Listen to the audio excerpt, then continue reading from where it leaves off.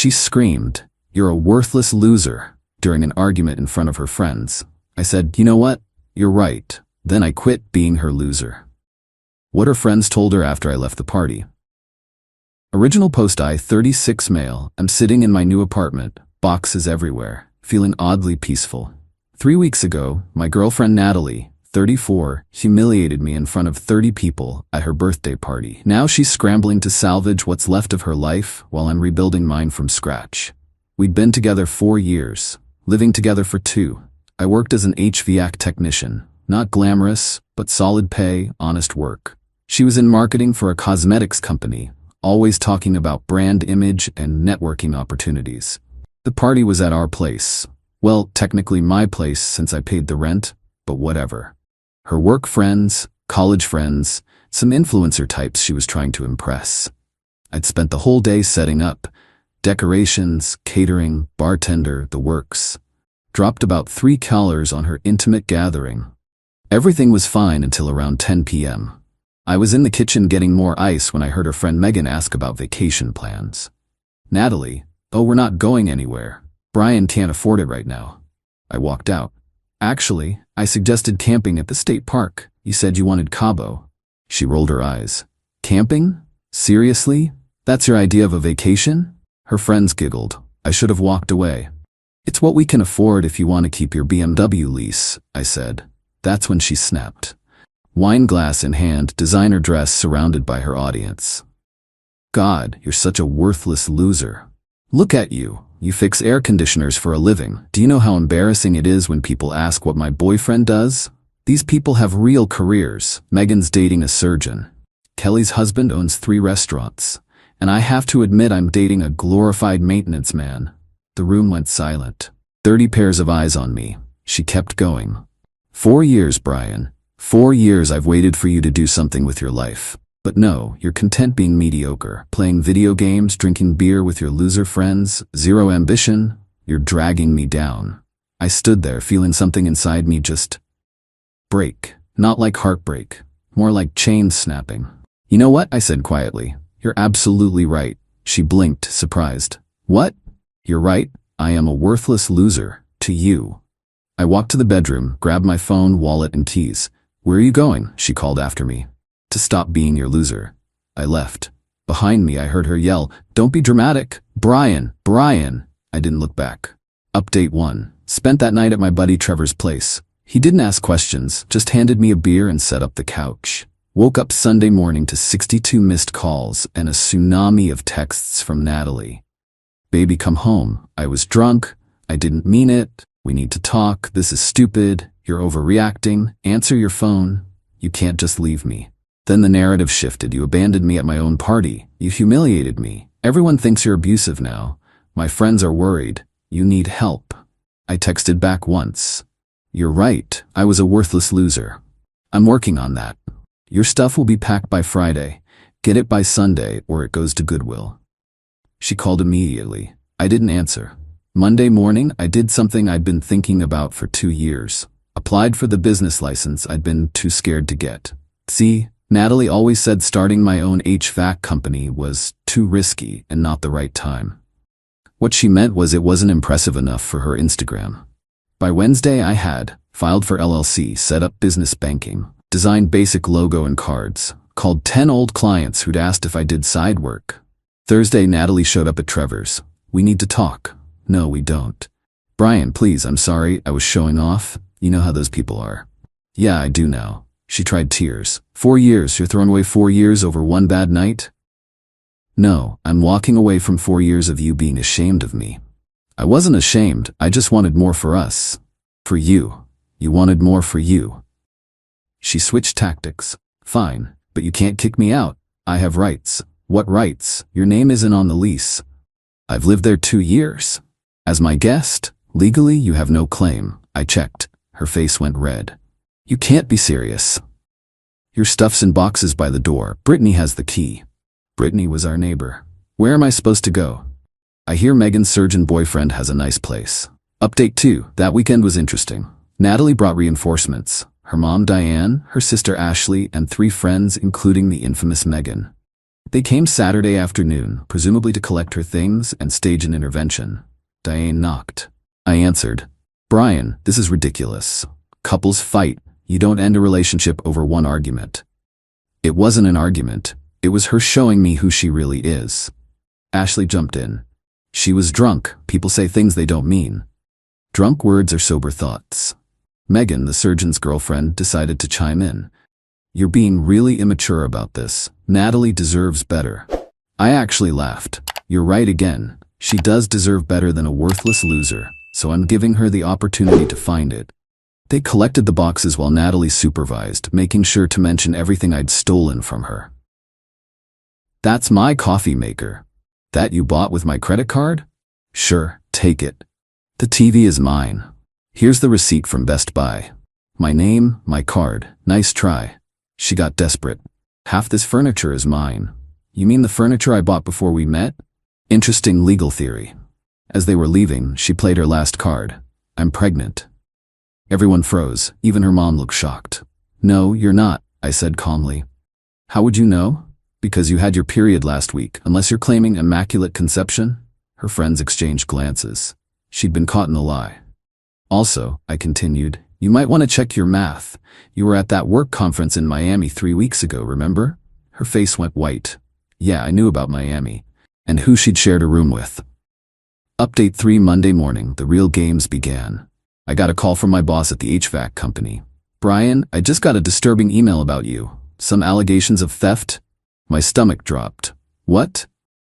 Someone claiming to be a concerned citizen says you've been stealing equipment and selling it on the side. That's completely false. I know. I checked inventory myself. Everything's accounted for. Just wanted you to know someone's trying to cause trouble. Then came the online assault. Natalie posted on every platform. After 4 years, he abandons me out of nowhere. No explanation. No conversation. Just throws me out of my home. Ladies, this is what happens when you date down. They resent your success and punish you for their inadequacy. The comments were split. Half supported her, half smelled BS. But then something beautiful happened. Remember those 30 people at the party? Turns out 5 of them had filmed her tirade. By Tuesday, the videos were circulating. There was Natalie, wine-drunk and vicious, calling me a worthless loser while I stood there quietly. Then me, calmly saying she was right and leaving with dignity. The narrative flipped instantly. Her friend Kelly, restaurant owner's wife, commented, Natalie, we all saw what happened. This is gaslighting. Another party guest, you humiliated him in front of everyone. He handled it with class. Best comment came from someone named Derek. Imagine being called worthless by someone who drives a leased BMW she can't afford while living rent-free in his apartment. The audacity. Natalie deleted the posts, but screenshots were already spreading. Update 4. 2 weeks after the party, things escalated in ways I didn't expect. First, the apartment. Natalie tried to break in Tuesday night. The locks had been changed, legally, after she vacated, but she tried her old key repeatedly, then started pounding on the door. I know you're in there. This is my home too. I called the cops, showed them the lease, my name only, proof she'd moved out, texts admitting she took her stuff, and her current address, her mom's. They asked her to leave. She made a scene. They threatened arrest. She left. Wednesday, I get a letter from a lawyer. She's demanding $15,000 for unlawful eviction, $8,000 for emotional distress, half the value of everything in the apartment, 2 years of retroactive rent credit for the rent she didn't pay. My lawyer, Trevor's cousin, did it for beer money, laughed his ass off. She has literally no case. She was a guest. She paid no rent. She has no claim to anything. This is desperation. He sent back a single-page response. My client declines your demands. Any further contact should be directed through counsel. P.S. We have video evidence of your client's verbal abuse and defamation. Thursday, Natalie's company called me. HR wanted to know if I'd be willing to discuss an incident involving one of their employees. Turns out, those party videos had made it to her workplace. Her boss saw her drunk, belligerent, and classist, talking about networking at what was clearly a party I'd paid for, while she berated me for being working class. Not a good look for someone in marketing who's supposed to represent their inclusive, empowering cosmetics brand. I told HR I had no comment, but wouldn't object if they wanted copies of the videos for their records. They thanked me professionally. Friday, she showed up at my work. "You got me fired." "No, you got yourself fired." Those were private videos. From a party with 30 people, that's not private, that's public humiliation. She was crying now. Actual tears, not manipulation tears. "Brian, I'm sorry. I'm so sorry. I screwed up everything. I lost my job, my apartment, my car." "Your car? I can't afford the lease without you." I felt bad for a second, then remembered her words, "worthless loser." Sounds like a you problem. Update 5. 3 weeks after the party, my life versus her life. Me, started my own HVAC business, BT Climate Control. The BT stands for better than, but only Trevor knows that. Already had 4 clients from word of mouth. Kept the apartment, redecorated without her live laugh love garbage. Sleeping better than I had in years. Lost 10 pounds from not eating her toxic fancy dinners. Her, via the gossip network. Fired from cosmetics company for conduct unbecoming. BMW repossessed, living with her mom, trying to become an influencer. Her Instagram has 847 followers. Posted a tearful apology video that got roasted in the comments. Then came the plot twist. Her friend Megan, the one dating the surgeon, she DM'd me. "Hey Brian, you probably hate me, but I wanted to say something. After you left that night, we all talked. Natalie spent 2 hours trashing you. But the more she talked, the more we realized you were the one keeping her afloat. She admitted you paid for everything while she spent her salary on clothes and trips. We called her out. She got defensive and nasty with us too. Called me a gold-digging nurse when I'm actually a pediatric resident. Called Kelly's husband's restaurants overpriced trash. She showed her true colors. You dodged a bullet." I replied, "Thanks for letting me know." She responded, "Also, my boyfriend's practice needs a new HVAC system installed. Interested?" That job alone would cover 3 months of expenses. Update 6. Last week, 1 month after the party, everything came to a head. Natalie had been spiraling on social media. Posted old couple photos with captions like, "Remember when you promised forever?" and "A real man doesn't abandon his family." Family? We didn't have kids, unless she counted her purse collection. Tuesday, I get a call from an unknown number. "Is this Brian?" "Who's asking?" "This is James from Miami. The conference guy, the one she'd shared a room with. I'm listening." "Look, man, I just wanted you to know, nothing happened in Miami." "Okay? No, I mean, she wanted something to happen.